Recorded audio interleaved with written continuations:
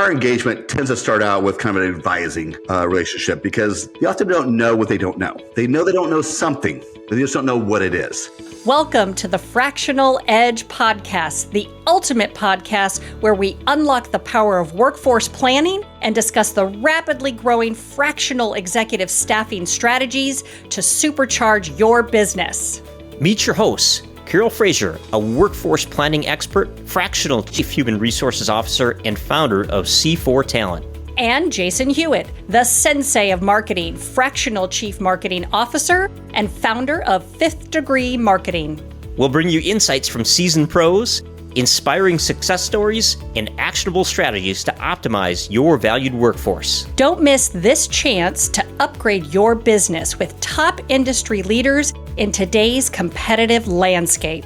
So tune in and learn how to unleash your competitive edge. Welcome to this episode of the Fractional Edge, where we highlight fractional executives and all the magic that they bring to organizations. My name is Carol Fraser. I'm a fractional CHRO, and my co-host is Jason Hewitt. He is a fractional CMO. And today we have John Bassford. John, why don't you go ahead and tell everybody who you are and what you do? Sure. So my name is John Bassford, as you just said, and I've been running my consultancy firm for about 5 years called Lateral Solutions. And I first got involved in that by launching internal operations for a number of startups and then staying on as a fractional COO. Nice. Wonderful. And John, I'm going to dive into story now. I just want to get the story. I want to understand you as best I can. Tell us, kind of where did you come from? Give us the past, decade or 2 decades. I mean, dude, you're a JD on top of it. So there's a story there. Yeah, so that is where my story begins. So I went to law school, graduated, and did not really know what I wanted to do. I wasn't quite sure I wanted to practice, and I fell into working for a legal organization. I was a member of a law school. My career started out in kind of the program relations, membership, chapter relations type of role.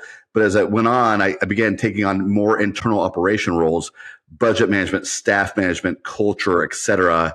And when I was kind of looking for my next venture in my career, I knew that that's the path I wanted to take. And so I went and worked for a startup tech trade association that worked with startups. And so I kind of had this double immersion into the startup world. And that's really where I'd say my career on the operations side really got launched, right? Working for a startup is interesting. It's small staff. Everyone does everything. And I really carved out this niche of not just managing internal operations, but being a part of setting up that process, that procedure, creating efficiencies throughout the organization. And it really kind of is what allowed me to really grow my business once I went out on my own very, very quickly. How long have you been, obviously you have your own firm, and how long has that been in existence? For a little over 5 years. Okay. Oh. Okay. Now, has it always been fractional, or what is the story behind that? And do you still mostly focus on startups? So it began when I went on my own. I actually had a couple of former bosses of mine heard I was on my own. One of them actually said, I'm starting a new nonprofit and a new for-profit. I need you to launch operations for us. So that's just kind of the reputation I had built, and the person who has that mindset to create the operations and create them efficiently and effectively. So I did that. Someone else heard I was doing that, said, hey, I know someone else who needs you to do that. And this wasn't a startup, the third one I did, but it was an organization that was splintering off from a parent organization. So they had staff, had marketing, had a brand, but they were losing all the internal operations functions. And so even though that's kind of how I began running my company, we certainly work with companies of all stages. It can be startups, small businesses, nonprofits. If there's a way that I can come in or my company can come in and help run efficient and effective operations, we'll work with you. Okay. Interesting. Yeah. So I don't know that I've ever met anyone with a law degree that then went into operations. This is really fascinating, and as an entrepreneur as well. And that's a rare find. And I feel like when I'm talking to you, I see a lot of parallels because when I listen to Carol talk, she talks a lot about systems and organization. So I feel like the two of you, like this is going to be a lot of fun. And I know operations, but I'm not very good at them. So I'm going to try to absorb as much as I can here. So I'm just curious because, my background being in marketing, we're always talking about, all right, let's create the messaging and the marketing and the deployment system. And operations kind of sometimes falls to the wayside. And I have seen some instances where it's been disastrous. But what are some of the first things that you do when you're working with a new client that doesn't have any of that, in place? Yes. So usually our engagement tends to start out with kind of an advising relationship because they often don't know what they don't know. They know they don't know something, but they just don't know what it is. And so my first goal is always to kind of, come in, learn the organization.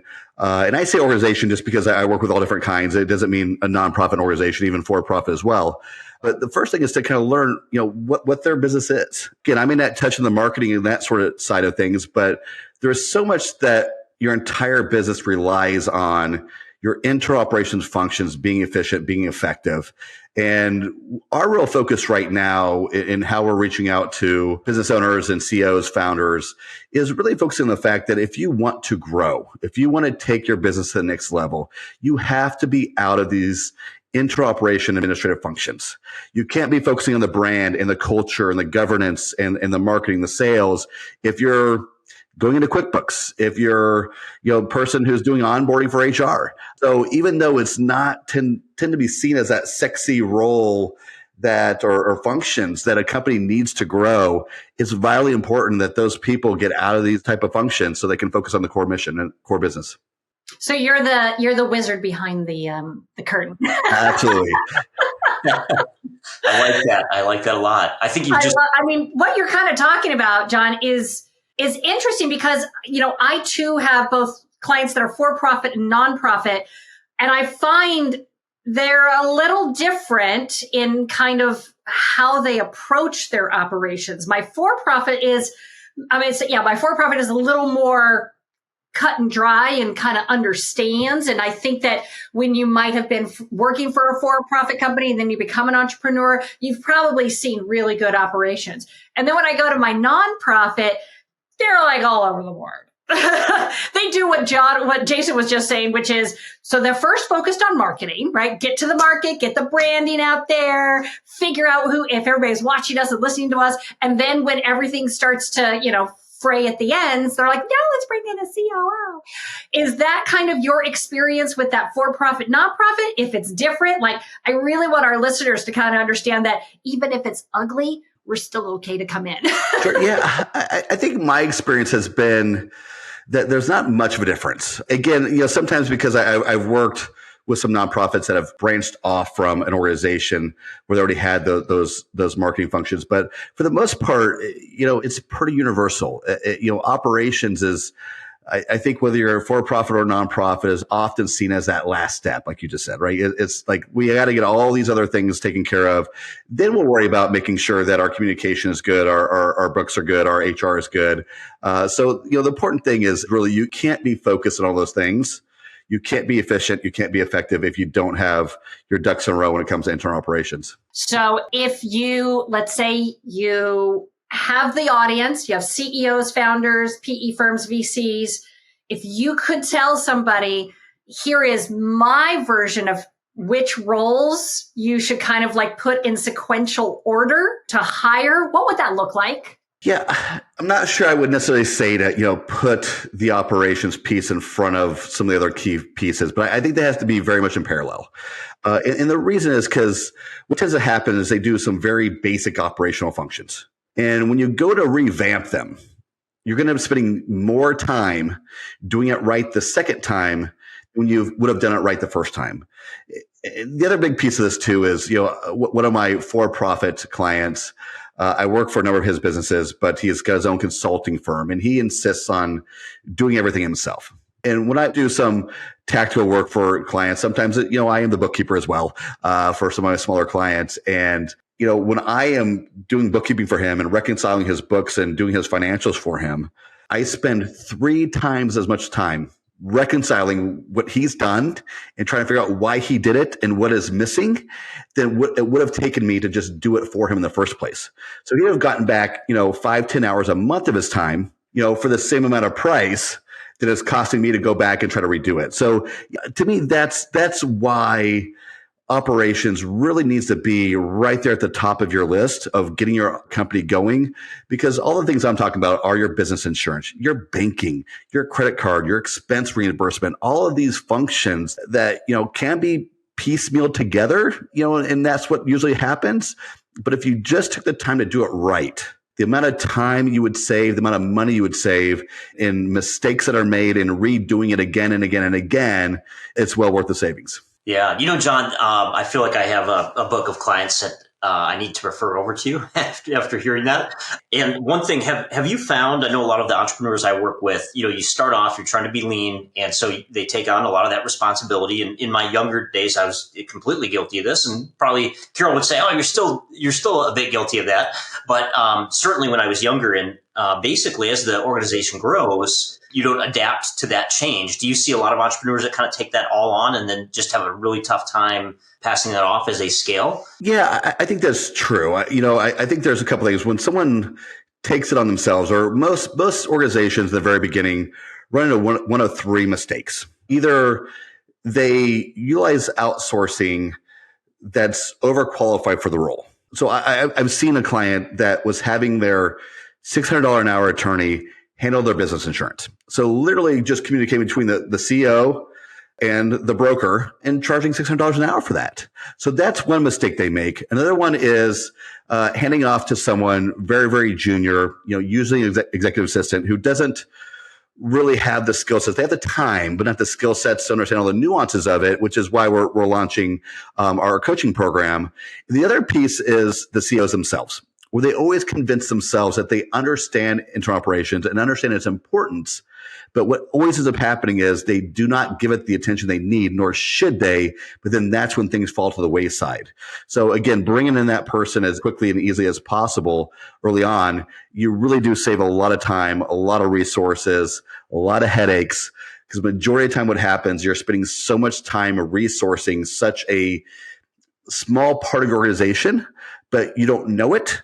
And so you just waste all this time researching, where if you just had that person that could quarterback it, that outsourced COO, whatever may be, that has been there, done that, and knows the process, knows what to do, they're just going to cut down that learning curve, by a factor of 10. Sure. Yeah. That makes complete sense. Yeah. And this is really where I feel what Carol does, in HR really kind of crosses over, because she's got her finger on the pulse of the human factor in the businesses that she works with. So I do have a number of entrepreneurs I work with, and it's sometimes really painful to see. I'll give you an example. We've got running Google Ads for one client, and the CEO has got his hands in it.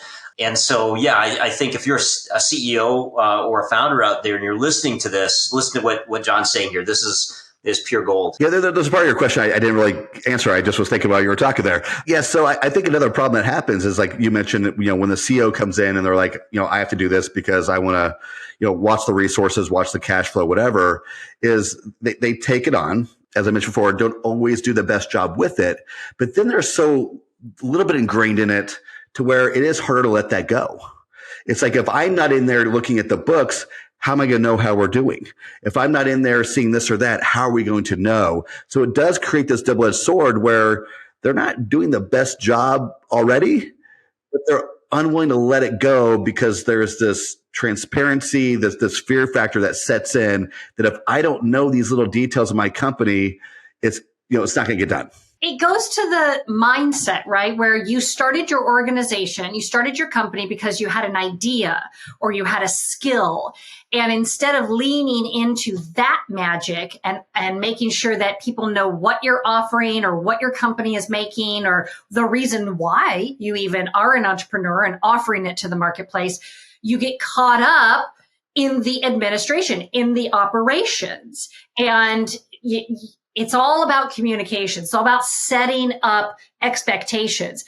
I'm going to go ahead and say problem, because this is my first full year in the new company that I incorporated.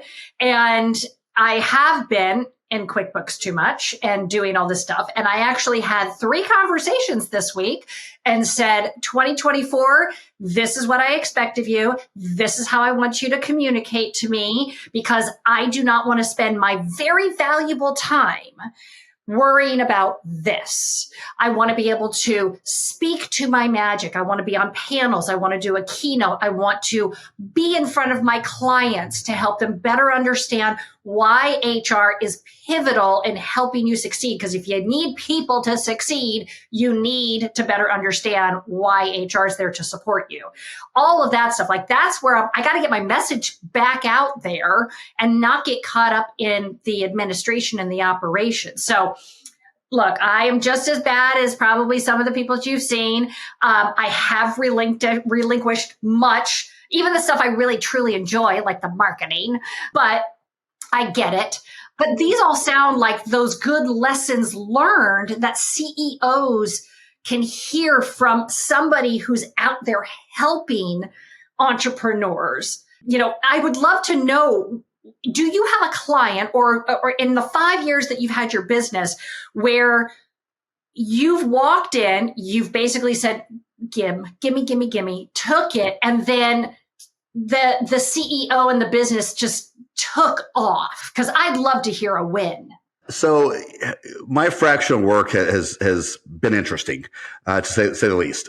So I've had some clients that, just hand operations over to me. And it's usually somebody who's already working, 60 hours a week, bogged down everything. And it's a relationship that we have to where they just know I'm taking care of it. So it's a major aspect of their organization, their business, that they can just get out of their mind, right? Not have to worry about it. We have systems in place. We have timeframes of when we report, payables and what we monitor and how we monitor and all that type of stuff. So it really just allows him to just keep operations out of his mind, knows I'll bring any problems to him, knows I'll bring solutions to him. He can come to me whenever he has an issue or has a question, whatever it may be. But that's really one of the best relationships I've ever had. Other organizations, I've had some where I've launched the operations for them, got it going. They brought in a COO that was more of a industry person than an operations person. And so when that happens, again, working with a lot of startups, I get sidelined at times, and it's a natural progression of what I do. I'm usually that early stage person. But this organization, made some changes internally when they realized some things from the operations were kind of falling back apart, and brought me back in. And said, look, we need you to do this. We're going to do some outsourcing on the HR and the accounting side to lighten your load. But we need that person in here who understands operations, can solve some problems, and really make sure that the train stays on the tracks, really. Yeah, makes sense. Is there, I'm going to put you on the spot, John. So we're very good at doing that on this show. And one of the questions I have is, do you have kind of a tangible example of maybe a system that you've deployed with a client that might give CEOs or executives watching this a better sense of, this is a tangible system that we deployed that saves some time? Sure. So, I've actually read Traction, EOS system, and I would say for the large part, what we do falls in line with that. We're really focused on people, process, and platforms. In majority of the companies where I have launched operations for them, we're using the same systems, right? We're using systems that are streamlined, that work well with one another, that are connected, right? That's our whole goal in what we do, is how can we set up your internal operations in a way that's going to reduce your administration, reduce human error, and make sure that everything is happening as efficient and as effective as possible. Does it have to be industry specific, or are these platforms or systems that any kind of organization, product, service, whatever, can leverage? Yeah, I would say for the most part, we're agnostic. I think the areas where there are some differences are things like manufacturing, retail, restaurants, where it tends to need that kind of in-person function to, inventory, looking at the factory line, those type of roles are ones I have not really been into a whole lot. And even, restaurants, they have their POS systems and their accounting systems that are connected to that. So, outside of those really kind of specialty areas, healthcare is probably another one that has that. Your accounting is your accounting. Whether you are an e-commerce platform or you are a law firm or you have a consulting business, using a basic accounting software, using a basic expense reimbursement software, APAR system, all of those are pretty universal across all industries. Thank you for tuning in to The Fractional Edge. We hope you enjoyed our insightful discussions and feel inspired to unleash your competitive edge. Remember to like, share, and subscribe to stay updated with the latest episodes. You can also connect with our podcast guests to benefit from their expertise and explore collaboration opportunities by visiting our website, thefractionaledge.com. Join us next time as we continue to explore the power of workforce planning and fractional executives in today's competitive business landscape. Until then, take care and keep growing.